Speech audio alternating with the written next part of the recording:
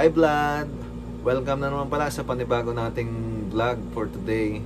Topic pala natin sa vlog na ito is kung paano mag-renew ng expired na driver's license ngayong 2023 at kung magkano kanyang penalty.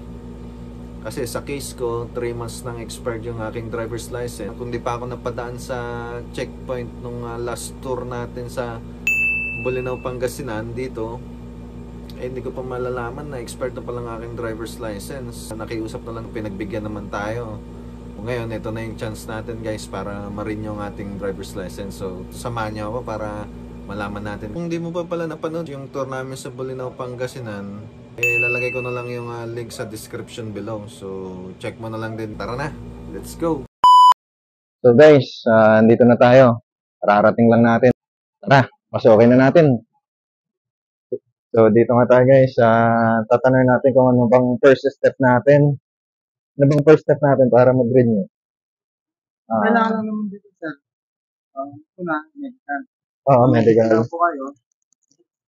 Tapos sa medical, punta po dito para mag-take po ng CDX. So, yun ang first step namin yan. So, wala akong magdadalang medical. So, punta mo na kami. Opo, medical muna. Sa mga accredited na LTL na medical. Tapos balik na lang po sila. Dahil wala pa akong medical ngayon, punta muna kami. Okay, sige. Salamat po. Shoutout sa mga tropa natin, mga magigiting na tagapagbantay.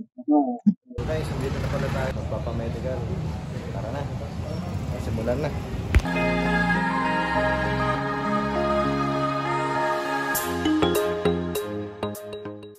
Dito naman mga ka-Vlad, fill out lang natin yung form na ibibigay nila. Then, BBP na tayo. After natin ma-BP, titimbangin tayo and then kukunin yung height.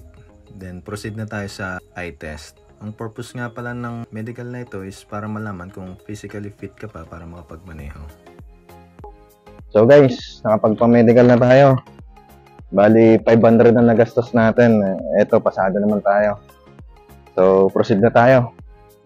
Samahan niyo ako.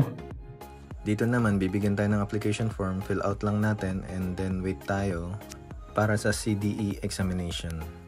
Dito naman sa CDE examination, guys, sigurado familiar naman tayo sa mga itatanong dito. Multiple choices naman to, 1 to 25, 80% kailangan mong may pasa, so 20 out of 25, pasok ka na, sigurado na yan.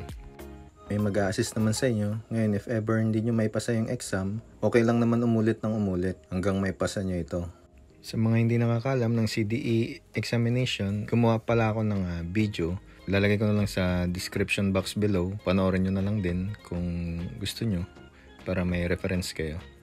After ko na ipasa yung exam, nagbayad pala ako sa cashier ng 585. Then nag-wait lang ako ng konti. Tapos tinawag na ako sa window 5 for biometrics and picture taking. So dito guys, papipiliin kayo kung yung bagong picture or yung luma pa rin ang gagamitin nyo. So sa akin, pinili ko yung bago. Then wait na lang for releasing.